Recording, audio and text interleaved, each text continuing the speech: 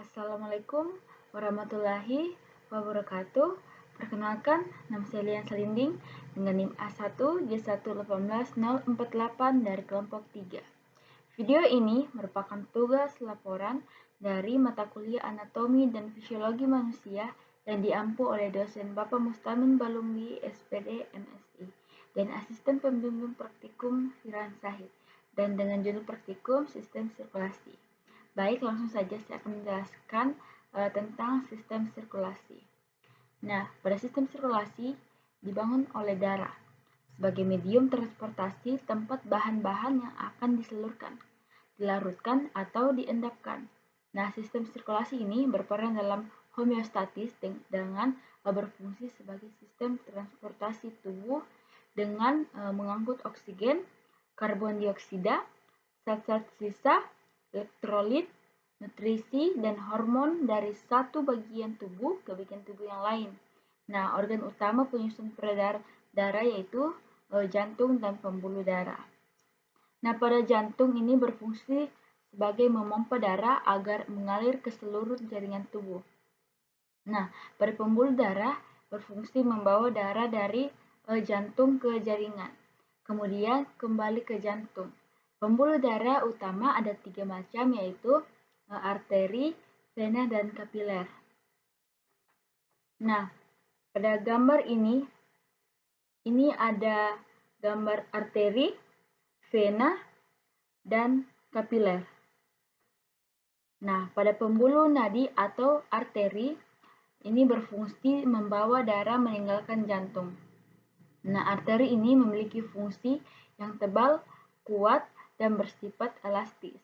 Nah, pembuluh arteri ini memiliki sebuah katup atau valvula seminularis yang berada tepat di luar jantung.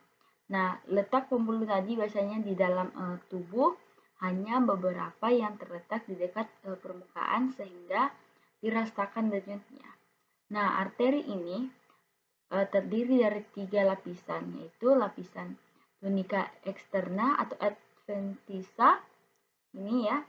Nah, ada tunika media, dan tunika intima Nah, pada tunika eksterna atau adventitia, nah lapisan terluar yang terdiri atas jaringan ikat fibrosa dan berfungsi menguatkan dinding arteri. Nah, pada tunika media, lapisan tengah yang terdiri atas jaringan otot polos dan serabut elastis. Lapisan ini jauh lebih tebal dibanding dengan tunika intima dan 2 kali tebal tunika intima. Nah, pada tunika intima ini, lapisan dalam yang tersusun dari sel-sel endotelium. Nah, lapisan ini jauh lebih tebal dibanding dengan tunika. Nah, pada pembuluh darah vena, ini pembuluh darah vena, pembuluh balik atau vena adalah pembuluh darah yang membawa darah kembali ke atrium jantung. Vena juga disusun oleh 3 lapisan, tetapi dinding pembuluh ini lebih tipis dan tidak elastis. Nah, tekanan vena lebih lemah dibandingkan dengan pembuluh nadi, dan di sepanjang vena terdapat katup yang menjaga agar darah tak kembali lagi ke sel atau jaringan. Nah, sistem vena ini terdiri atas venula, vena kecil, vena sedang, dan vena besar. Nah, vena yang berukuran besar yang masuk ke jantung ada 3 macam, yaitu ada vena cava superior, vena cava inferior, vena cava pulmonalis. Nah, pada vena cava superior ini vena yang menerima darah kaya karbon dioksida dari tubuh bagian atas, leher, kepala, kemudian masuk ke atrium kanan. Nah, yang kedua ada vena cava inferior. Nah, vena ini yang menerima darah kaya akan karbon dioksida dari tubuh bagian bawah, kemudian masuk ke atrium kanan. Yang ketiga ada vena pulmonalis. Nah, vena ini yang membawa darah kaya oksigen dari paru-paru, kemudian masuk ke atrium kiri. Yang ketiga ada pembuluh darah kapiler. Pembuluh darah kapiler ini atau pembuluh rambut ini merupakan pembuluh darah yang sangat halus dan berdiameter sekitar 0,008 mm. Nah, serta berdinding sangat tipis sehingga memudahkan plasma darah dan zat makanan merembes ke jaringan antar sel. Dinding kapiler tersusun dari selapis endotelium dan memiliki inti sel. Nah, kapiler ini menghubungkan antara arteri dengan venula. Nah, pembuluh kapiler ini dibatasi oleh sel endotel yang berinti gepeng. Nah, terletak memanjang sesuai dengan aliran darah, berwarna biru dan menonjol ke dalam lumen. Nah, kapiler dikelilingi oleh selubung tipis atas serat, kolagen, dan elastin tipis disertai sel perivaskular atau perisip. Nah, pada perisip terdapat di sejumlah tempat sepanjang kapiler dan venula pasca kapiler. Nah, perisip ini berasal dari mesenkim dengan cabang-cabang sitoplasma panjang yang mengelilingi sebagian sel-sel endotel.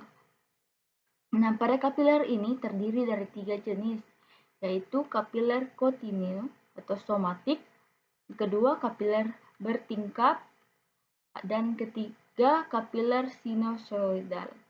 Nah, pada kapiler kontinu atau somatik merupakan kapiler yang paling umum ditemukan pada kebanyakan organ jaringan seperti pada otot, paruh, sistem saraf pusat, kulit, jaringan ikat, dan kelenjar eksokrin.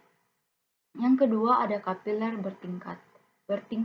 Nah, kapiler ini dijumpai pada jaringan tempat berlangsungnya pertukaran zat secara cepat antara jaringan dan darah.